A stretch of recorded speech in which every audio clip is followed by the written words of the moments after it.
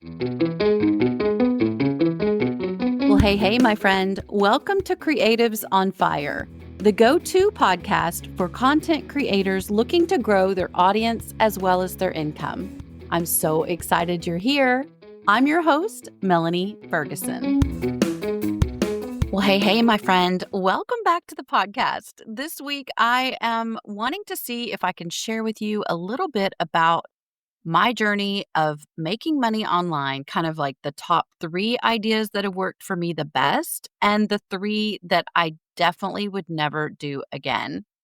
And I want to start out by saying that there are so many ways to make money online. In fact, I am launching a book the end of this month that goes over 71 secrets to making money online. And I'm super excited to share all about that with you in the coming weeks. But for today, let's dive into exactly what I found to be the most profitable for my business.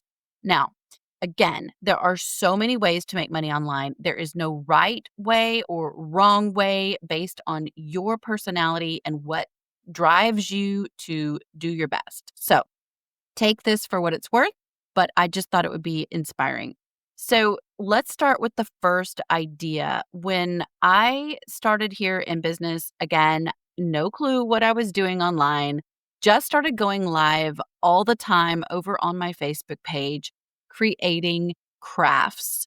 Well, I was asked on October, let's see here, 2019, I was asked to be part of a collaborative event. So my friend asked me to do a project with, I think it was 5 or 6 other creatives that were doing projects. And it was a cute little Halloween idea. And we all shared our projects online. I was immediately hooked. I thought, this is so much fun.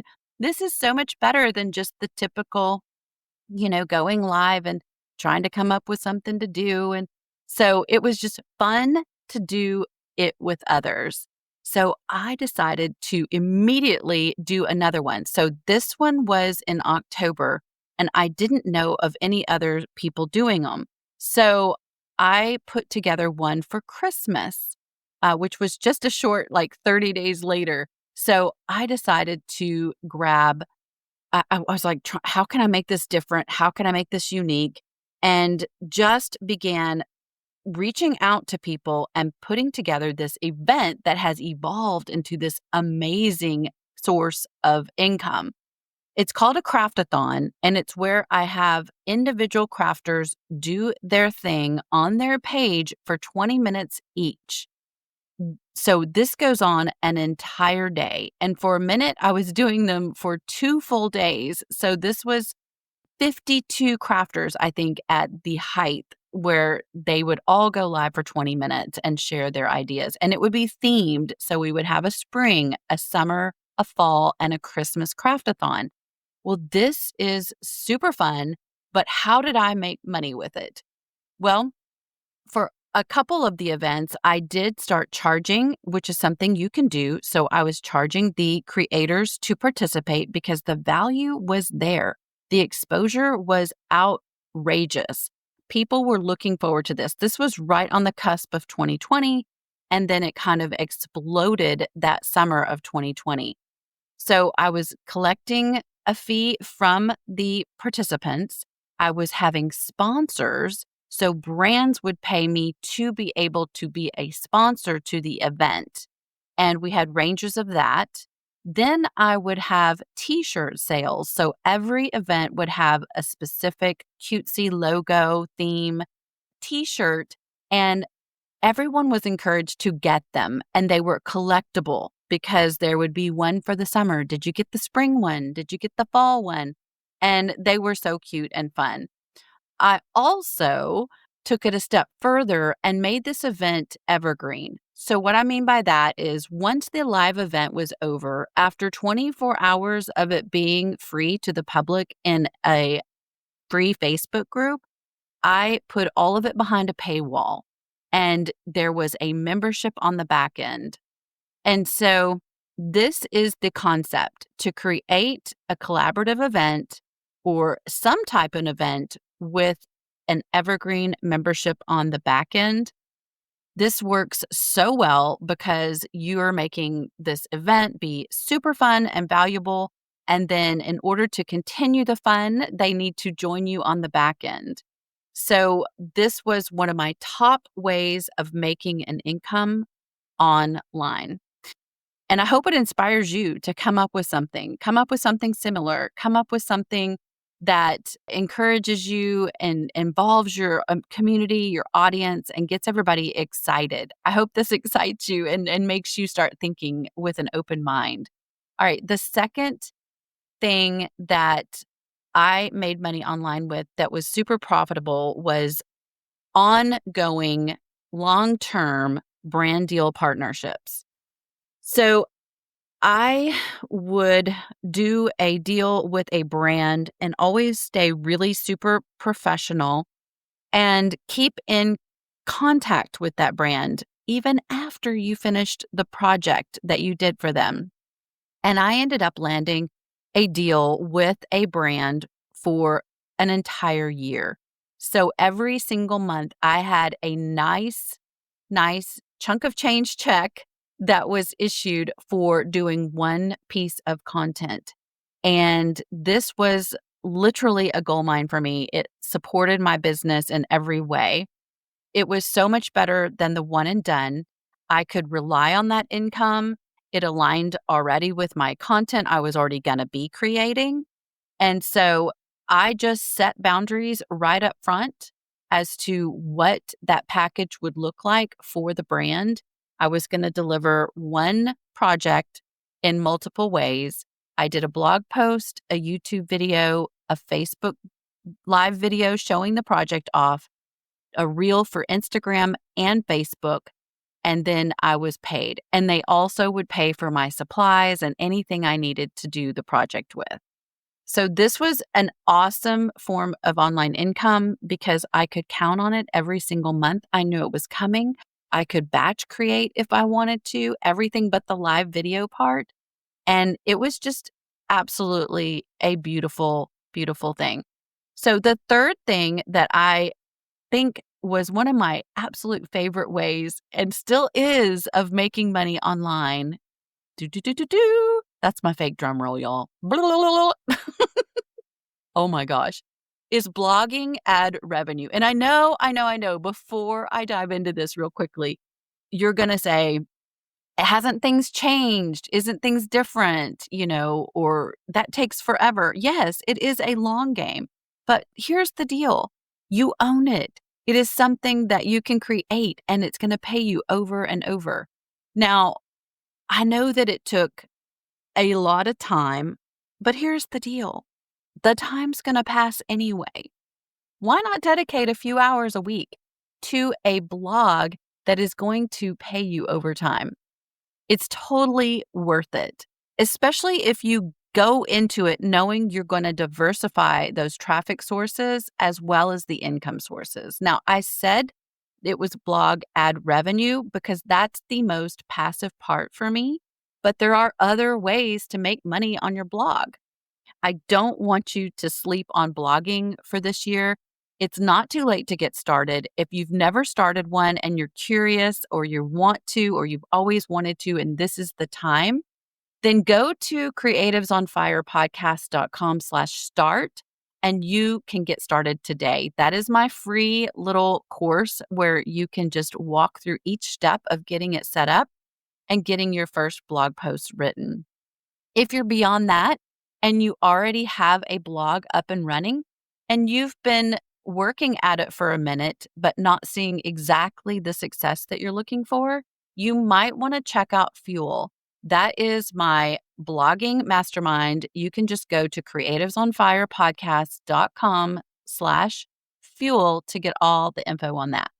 All right. So those are my top 3 ways that I absolutely loved making money online, which was hosting an event that leads to a membership or a paid offer, entering into a monthly brand deal that is consistent and predictable, and then blogging for the long run. So let me share with you, of course, the other side of the coin, which is 3 ways that you can make money online that I would never do again. So these are some of them are sort of like, what do you call it? When you're just getting started, just newbie mistakes, things that I did not have any knowledge about, but I'm an action taker to a fault. So I will jump right in with both feet, not look left, not look right, and just go for things. And, that's sometimes what you have to do. And I don't want to dissuade you from trying everything. Definitely try things. But here's the deal. My first mistake online was thinking that I would accept products in lieu of income. I will never forget my first product that this company sent to me was these really, really nice flameless candles. And they were brand new. Flameless candles were not a thing. They were not everywhere yet. And you could just tap on it and it would light up. And they gave me one of each size. There were several sizes. And then you also had a remote control for it. I was like, oh, this is so lovely. And was kind of excited. But did I sell any of those? No. Did I even stop to think, did this align with my audience? Well, I thought, it's home decor. But no, this is not the bracket they're in. These candles were almost $200. And all I could think to myself was, these are really pretty candles. They want me to do this. Wouldn't it be mean if I didn't do this? No, my friend, Melanie. Looking back, you just say, no, but thank you, because that took time. I had to stop everything and create content for that brand. I had to make sure to tag them. I had to add them to all of my things. It was a whole thing. It wasn't just, oh, I got the candles and did a story. I don't even think we had stories back then.